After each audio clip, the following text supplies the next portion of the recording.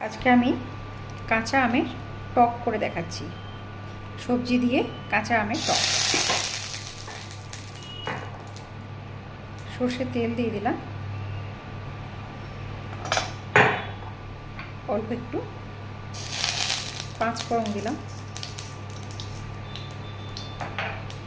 ফোড়নটা ভাজা ভাজা হয়ে গেছে।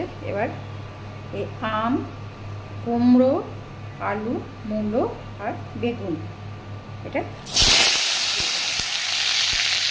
হলুদ দিয়ে দিলাম, পরিমাণ মতো লবণ দিয়ে দিলাম,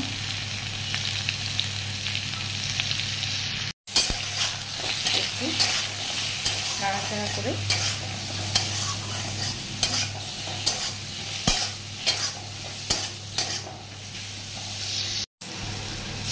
জল দিয়ে দিলাম।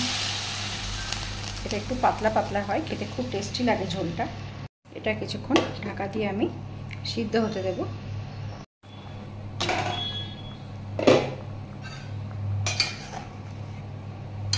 সব সিদ্ধ হয়ে গেছে।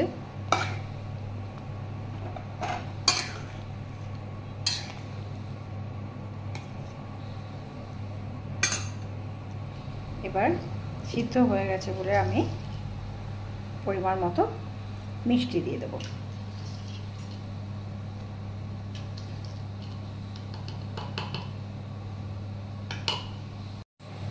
এটা একটু ঢাকা দিয়ে ফুটে উঠলেই আমার পাতলা আমের টক রেডি।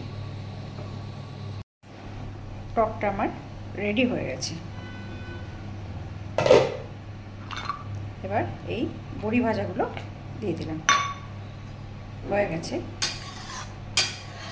কাঁচা আমের টক।